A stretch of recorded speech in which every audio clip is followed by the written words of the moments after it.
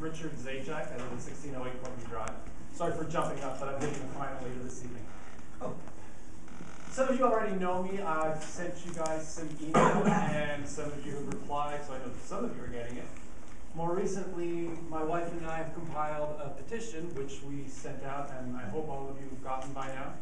It's a petition to urge the board to help families stay together throughout the transition to the new scheme. I live at 1210 North 3rd Street.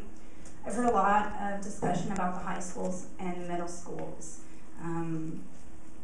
Getting to go to South or getting to go to Central, I don't feel is as important as the opportunity for our children to have good education.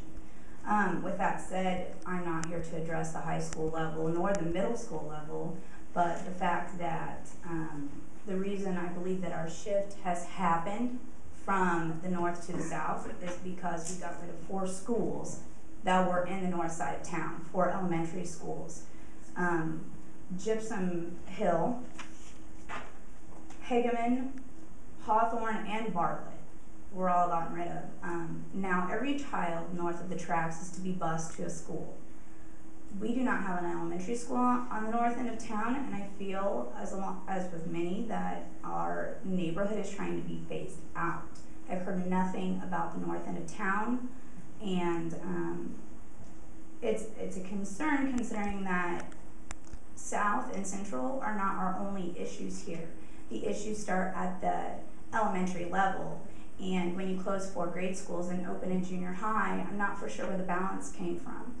Schmidt. I have 3 children in USD 305. I have a 7th grader at South Middle.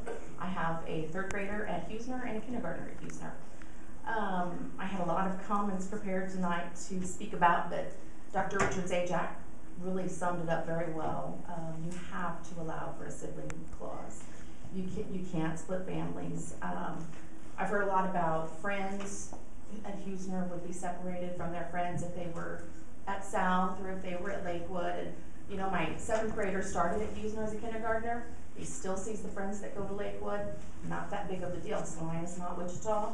They're going to see each other. You have to put the siblings ahead of friends. Difficulty that we had as a committee trying to address all these concerns. You know, there are pressures of keeping friends together and the pressures of keeping families together. And I think the more impassioned pleas here are from those who fear their families to be split up. And but for those of us who would not necessarily be affected by the boundary change, it's made it a little hard to feel the emotion of the empathy.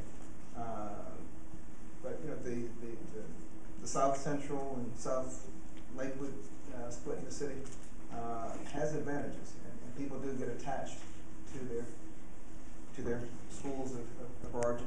Kids almost get baptized and get put in either green and gold or